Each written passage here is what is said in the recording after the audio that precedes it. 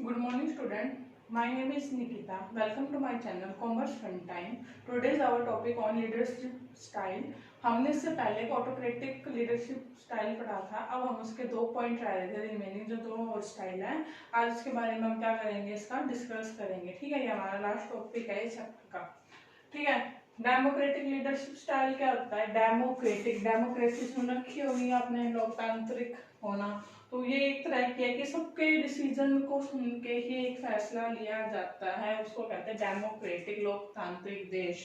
ठीक है, जैसे it refer to that leadership, ये उस लीडरशिप से है विच द लीडर, जिसमें क्या होता है, लीडर जो होता है, जो जैसे हमारे नेता हो गए या जो हमारी कंपनी नेता, मतलब जो सबसे बड़ी पदवी पे है, जो डिसीजन लेता है, कंसल्ट विद, किससे कंसल्ट करता है? सबऑर्डिनेट से, अपने मतलब वर्कर्स से या जो उसके साथ सहयोगी है उनसे कंसल्ट करके before making any final decision, कोई भी डिसीजन लेने से पहले वो कंसल्ट करता है अपने एम्प्लॉय से कि दिस इज बेटर और not, that called democratic leadership style. जैसे हमारे देश में जो भी हमारे लीडर्स होते हैं वो हमारे बिहाव पे ही क्या लेते हैं, निर्णय लेते हैं। बस हाँ, इतने सारे निर्णय वो हमसे पूछ ही नहीं ले सकते, मगर जहाँ सहमति विरोध दिखता है तो उसको चेंज भी करते हैं उनके डिसीजन को।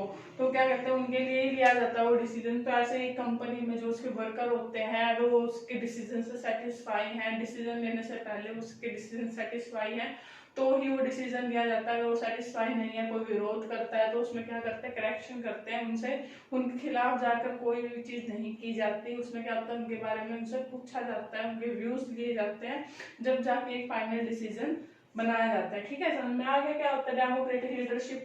इसका ये डायग्राम है, इसमें क्या होता है, जो लीडर होता है ये इसके सबऑर्डिनेट है, सबसे पूछते, सबको इक्वल इंपॉर्टेंस देता है। ऐसा नहीं है किसी को कम इंपॉर्टेंस देगा, किसी को ज्यादा। ये इसमें क्या देगा, सबको इक्वल इंपॉर्टेंस देगा, सबसे वो बात कर रहा है, जब जाके क्या लेगा, वो डिसीजन लेगा। ठीक है, तो अब इसकी करेक्टरिस्टिक्स है कि क्या क्या होता है डेमोक्रेटिक लीडरशिप स्टाइल में। फर्स्ट क्या है, कोऑपरेटिव रिलेशन।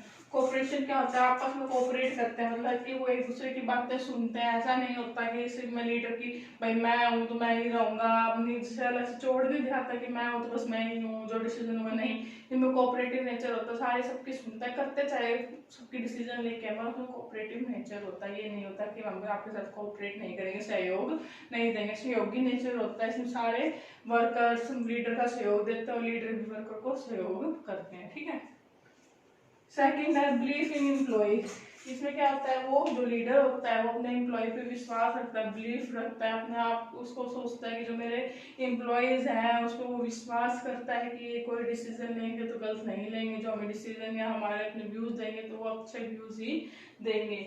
ठीक है, थर्ड है ओपन कम्युनिकेशन। ओपन कम्युनिकेशन होता है कि इसमें ये नहीं होता कि जैसे हम किसी के सामने बोलते डरते हैं यार कि सर डांट मारेंगे अगर हमने व्यूज दिए, कुछ गलत हो गया तो फिर हमें सुननी पड़ेगी। नहीं, इसमें क्या होता है कि ओपन कम्युनिकेशन होती है, कोई डर भय नहीं होता। जो आपके मन में बात हो आप उसके सामने कह सकते हैं। जैसे हमारे मन में कोई बात है तो हम फ्रेंड्स के सामने कह सकते हैं। तो ऐसे ही वहाँ पे फ्रेंडली नेचर होता है कि जो आपके मन में है बिजनेस के रिलेटेड या कोई भी डिसीजन हमने लिया है उसके खिलाफ या उसके फेवर में कोई और पॉइंट है, तो आप ओपनली बोल सकते हो बिना किसी डर के। तो वो क्या होता है, ओपन कम्युनिकेशन। ठीक है, ये इसके 3 पॉइंट थे जो इसकी कैरेक्टरिस्टिक्स थे, जो उससे रिलेटेड थे।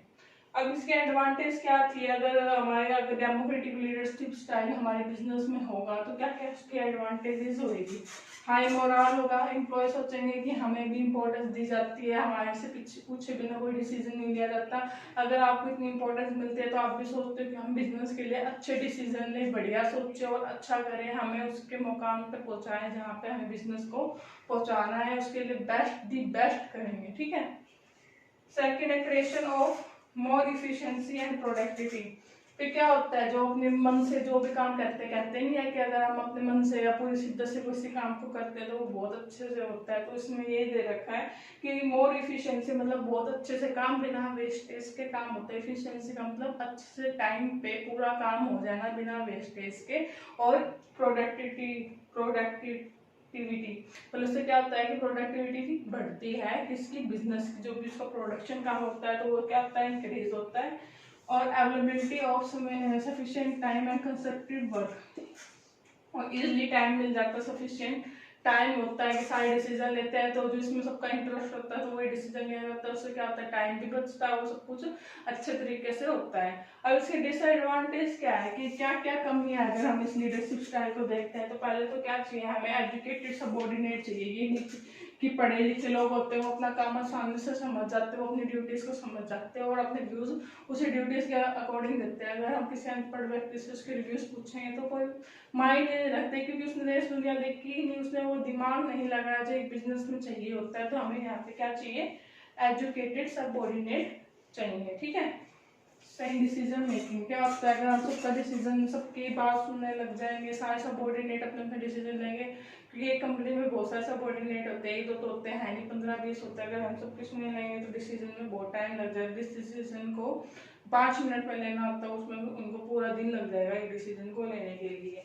अगला, lack of responsibility of manager, जिसमें हम सारा कुछ पूछ के करते हैं, तो उसमें क्या होती है, कहीं कहीं बात दूसरों के व्यूज और जो लीडर के व्यूज होते हैं सबके अलग होते हैं। जो लीडर का पॉइंट ऑफ व्यू है वो अलग होना चाहिए और इसका अलग होना चाहिए। अगर वो सबऑर्डिनेट के बारे में सोच के बोलेगा कि हाँ सबऑर्डिनेट का डिसीजन है, कल को डिसीजन रॉन्ग निकल गया, जो भी बात उन्होंने थी, तो उसकी रिस्पॉन्सिबिलिटी कम हो जाती है कि मैंने डिसीजन नहीं लिया था, ये यहाँ के वर्कर्स का डिसीजन था जो हमने यहाँ पे उनकी बात सुनी, तो इसमें मेरा कोई फॉल्ट नहीं है क्योंकि हमने यहाँ पे वर्कर्स की सुनी थी।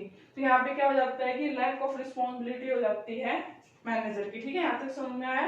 कोई डाउट हो तो कमेंट बॉक्स में कमेंट करके आप पूछ रहे हैं। अब हमारा नेक्स्ट है जो लीडरशिप स्टाइल, लेजर फेलियर और फ्री रेंज लीडरशिप स्टाइल है।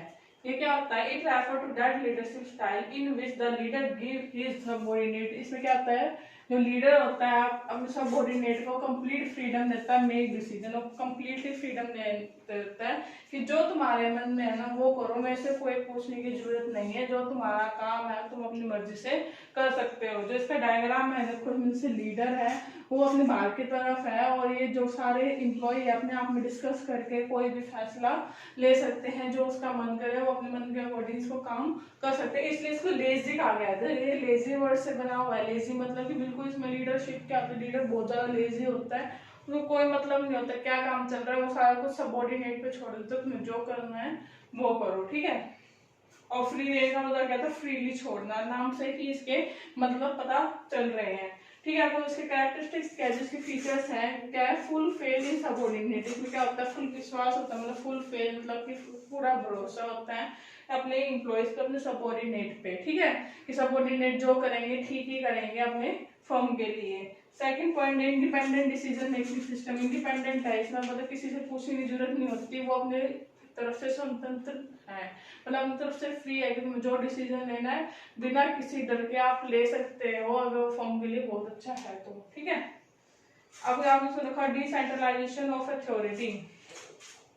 डिसेंट्रलाइजेशन के आपने पहले ही पढ़ रखे। डिसेंट्रलाइजेशन होती है जब हम ना पावर है ना पूरे फॉर्म में बांट सकते हैं। मान लो कि मेरे को पता है कि रोज रोज यार किसी को पूछना, अब इतना सारा फॉर्म होते हैं, लीडर एक होता है 100 एम्प्लॉय, अगर वो एक एक बात पूछेंगे तो लीडर का दिमाग खराब हो जाएगा। तो उसमें क्या करता है कि डिसेंट्रलाइजेशन का मतलब क्या होता है, जो अपनी पावर होती है किसी काम को डिसीजन करने की वो दे दी जाती है अलग अलग एम्प्लॉय को, उसकी पोजिशन के अकॉर्डिंग। उसका रोज का काम माल मंगवाना, तो रोज रोज पूछेगा तो फिर वो टाइम वेस्ट होगा, तो क्या करता है उसको उसकी पावर दे देता है कि हाँ तेरा काम मंगवाना है तो तुम मंगवा, अपने अकॉर्डिंग अपने नीड के अकॉर्डिंग मंगवा ले, मेरे से पूछने की बार बार जरूरत नहीं है। तो डिसेंट्रलाइजेशन का मतलब क्या होता है कि पावर जो उसकी कुर्सी है, जो उसका पद है, जो उसका काम है, उसके अकॉर्डिंग उसको पावर डिसेंट्रलाइज करना, उसको दे देना, ठीक है।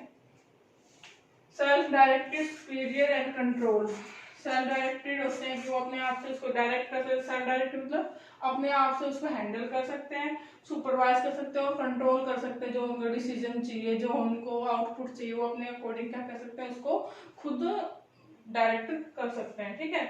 ये तो थे इसके कैरेक्टरिस्टिक्स। अब इसके एडवांटेज क्या क्या क्या फायदे होंगे हमारे अगर हमें लीडरशिप स्टाइल को अपनाएंगे तो। पहला है development of self confidence in subordinate, कि इसमें सेल्फ कॉन्फिडेंस होएगा कि जो हम काम कर रहे हैं हमारे पॉइंट ऑफ व्यू से सही कर रहे हैं, तो उनमें कॉन्फिडेंस होएगा कि हाँ हम और काम भी कर सकते हैं, चाहे कोई भी डिफिकल्ट काम हो हम अच्छे से कर सकते हैं। तो क्या है, development of self confidence in subordinate के बीच में क्या होता है, कॉन्फिडेंस इंक्रीज होता है।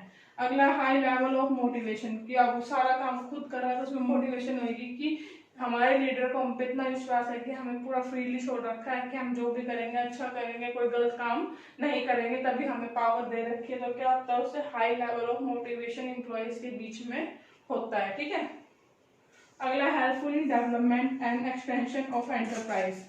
क्या होता है कि डेवलपमेंट, अगर सारा काम अगर टाइम से हो रहा है, सबको उसकी पावर उसके काम के अकॉर्डिंग दी हुई है और काम फटाफट फटाफट हो रहा है नीड के अकॉर्डिंग, तो क्या होगा, वो डेवलपमेंट होगी हमारे एंटरप्राइज को। एक्सटेंशन मतलब कि बढ़ेगा जो लेवल होगा, मान लो अभी छोटे से लेवल पे काम कर रहे तो धीरे धीरे करके वो बड़े लेवल पे फेस करेगा। अगला डिसएडवांटेज क्या है इसकी, कि जो जो अगर हम ये वाला लेते हैं लीडरशिप स्टाइल, तो हमारी क्या क्या इससे कमियां रह जाती है। सबसे पहले क्या, डिफिकल्टी इन कोऑपरेशन, कि कोऑपरेट नहीं करता कोई। जैसे एकदम से किसी को फ्री छोड़ देते हैं, उसके बाद हम उस पर शिकंजा या उस पर लिमिटेशन लगाना स्टार्ट कर देते, रोक लगाते हैं, तो वो फिर कोऑपरेट नहीं करते, आपस में किसी की सुनते हैं, हम तेरी क्यों सुने, हम तो अपनी मर्जी के मालिक खुद है। तो कोऑपरेशन नहीं होता, उनको बंद के रहना नहीं आता। ठीक है, लैक ऑफ